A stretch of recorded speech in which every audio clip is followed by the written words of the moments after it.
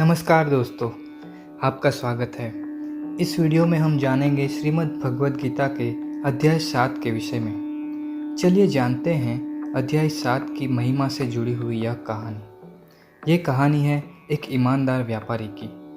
शंकुकर्ण नाम का एक व्यापारी था। वह प्रामाणिक और मेहनती था।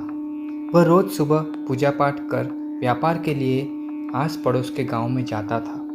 वह व्यापारी धार्मिक वृत्ति वाला होने के साथ साथ ईमानदार भी बहुत था। कभी किसी से छल नहीं करता था। व्यापार में कभी ज़्यादा तो कभी कम मुनाफा होता था, किंतु वह मेहनत करता और अपने परिवार के लिए पर्याप्त धन कमा लेता था। व्यापारी के परिवार में उनकी पत्नी और 3 पुत्र थे।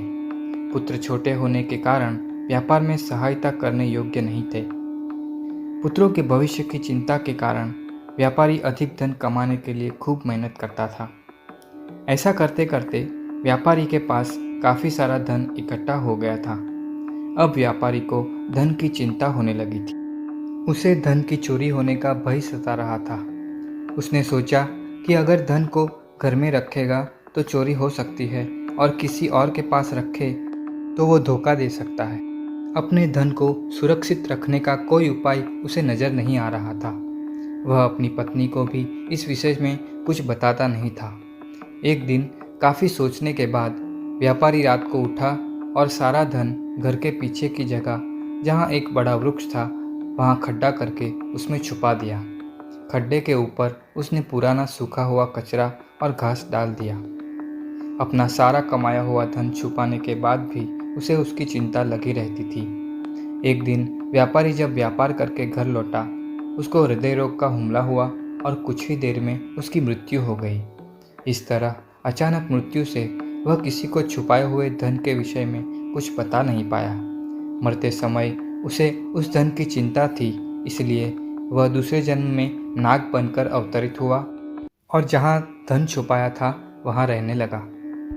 पिता की मृत्यु के बाद पुत्रों ने अपने पिता का व्यापार करने की शुरुआत की।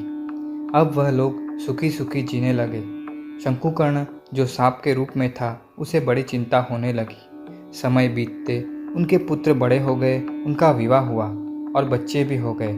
शंकुकर्ण को कोई उपाय करना था जिससे उसका उद्धार हो।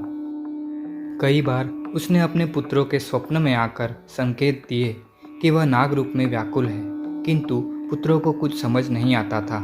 उन्हें जब बार बार स्वप्न में सांप दिखने लगे थे, तब तीनों पुत्र सलाह लेने के लिए गांव की सरहद पर रहने वाले तपस्वी के पास गए।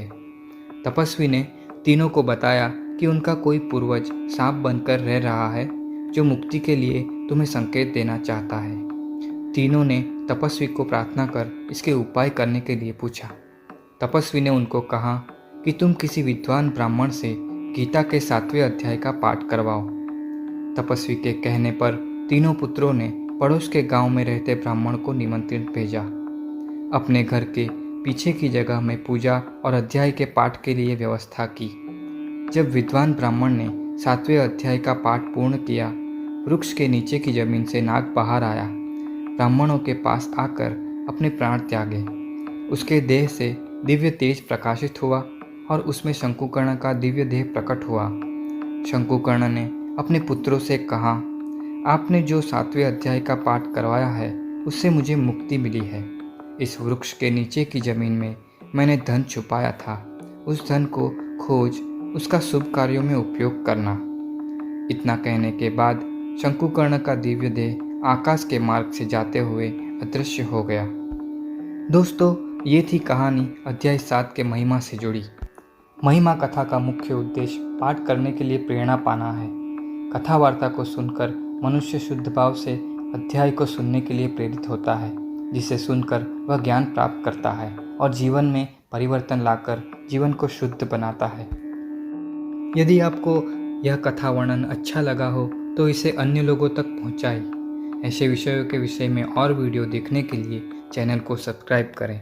धन्यवाद। जय श्री कृष्ण।